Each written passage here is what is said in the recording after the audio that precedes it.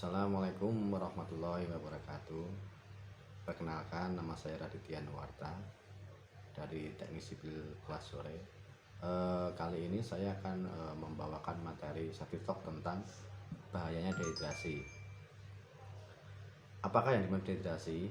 Dehidrasi merupakan istilah yang digunakan ketika tubuh kehilangan atau kekurangan banyak air. Tubuh membutuhkan jumlah air untuk bekerja metabolisme secara normal. Tubuh manusia terdiri dari sekitar 2/3 air. Apabila saat bekerja kemudian merasa sangat lelah, haus, kunang-kunang, dan pusing, bisa jadi itu adalah mengalami dehidrasi. Dehidrasi parah adalah keadaan darurat medis dan dapat mengancam kesehatan manusia, bahkan bisa berpotensi menimbulkan kematian. Gejala mengalami dehidrasi misalnya merasa pusing, kemudian lemah, bahkan ingin pingsan, dan warna urin Anda berwarna gelap. Makanya di situ kadang kalau kita di proyek-proyek itu, kalau di toilet umum biasanya ada indikator urin ya. Kalau dia semakin pekat, semakin kuningnya semakin pekat, berarti tandanya kita itu kurang minum atau kurang cairan tubuh. Terus ketika mengalami kondisi demikian, maka disarankan harus waspada. Untuk itu sangat penting untuk menjaga tubuh kita agar tidak dehidrasi saat bekerja ataupun beraktivitas. Salah satu contoh nih, misalnya kalau kita di ruang AC ya, dingin, meskipun terasa dingin kadang kita kan nggak ingin minum ya. Sebagaimana mungkin kalau bisa itu harus kita paksakan untuk minum. Meskipun dalam keadaan dingin dan sejuk dalam ruangan yang ber-AC itu, kalau bisa kita harus tetap minum. Jangan mengabaikan minuman yang dianggap sepele, kita nanti aja lah kalau gitu. Terus kemudian selain itu, seseorang dengan kondisi tubuh yang kekurangan cairan secara berlebihan dapat beresiko terserang heat stroke yang dapat memicu kerusakan otak. Lebih fatal lagi, dapat menyebabkan kematian. Dehidrasi dipengaruhi beberapa faktor, antara lain oleh jenis pekerjaan yang dilakukan, kondisi lingkungan tempat bekerja, dan juga usia.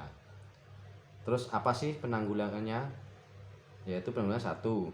Minum lebih banyak cairan, terutama air atau minuman yang mengandung elektrolit.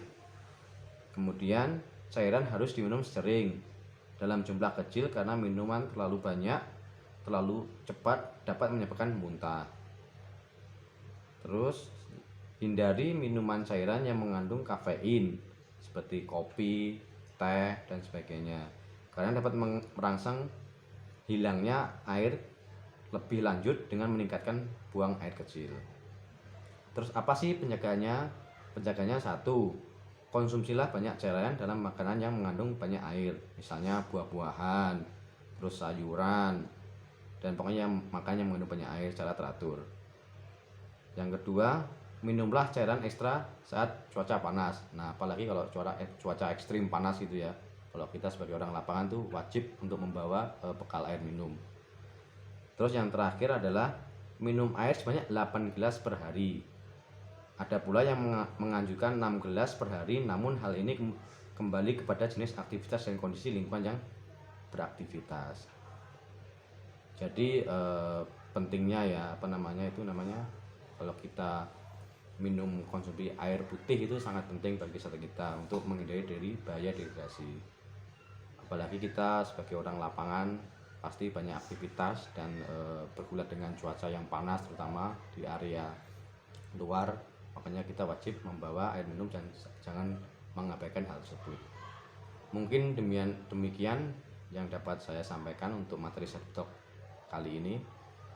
Intinya kita harus bisa bekerja dengan selamat, berdoa, dan selalu waspada, karena safety adalah utama. Wassalamualaikum warahmatullahi wabarakatuh.